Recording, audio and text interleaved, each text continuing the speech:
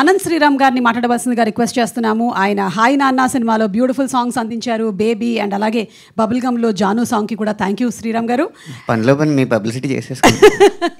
ఎవరు డప్పు వాళ్ళు కొట్టుకోవాలి కదండి. కానీ ఇక్కడేమో మీకన్నా డప్పు చిన్నగా ఉంది, మీరేమో పెద్ద పెద్ద శిల్పకళా వేదికల్లో చేయాల్సిన వాళ్ళు మా కోసం ఇక్కడ దాకా వచ్చారు, అదే సంతోషం మాకు. అంటే వేదిక ఏది అనేది ఇంపార్టెంట్ కాదండి. సార్ మీరు కూడా మాట్లాడతారా సార్? ఆయన బెహరీన్ నుంచి వచ్చారు. మీ రంగాల్లో అగ్రస్థానంలో ఉన్న రంగస్థలాన్ని ప్రోత్సహించే కథ కోసం ఇంత దూరం వచ్చి ఇక్కడ కూర్చున్న పెద్దలందరికీ, అలాగే రంగస్థలానికి ప్రతినిధులుగా ఉన్న సురభి కుటుంబ సభ్యులందరికీ నా హృదయపూర్వకమైన నమస్కారం. నాకు ఈ సినిమా ఎందుకు ప్రత్యేకం అంటే, నా రచన అనే ఈ వృక్షానికి మూలాలు, వేళ్ళు ఎక్కడున్నాయా అని ఎత్తుక్కుంటే అవి రంగస్థలంలోనే ఉంటాయి. చిన్నప్పుడు సరస్వతి శిశు మందిర్లో చదువుతున్న సమయంలో పౌరాణిక నాటకాలు మా చేత వేయిస్తూ ఉండేవాళ్ళు.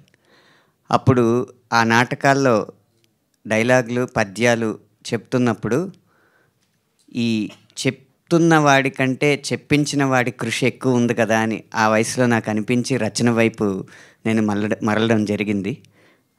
నాకు రచన మీద ఆసక్తి కలిగించిన ఆ రంగస్థలానికి ముందుగా నా కృతజ్ఞతలు.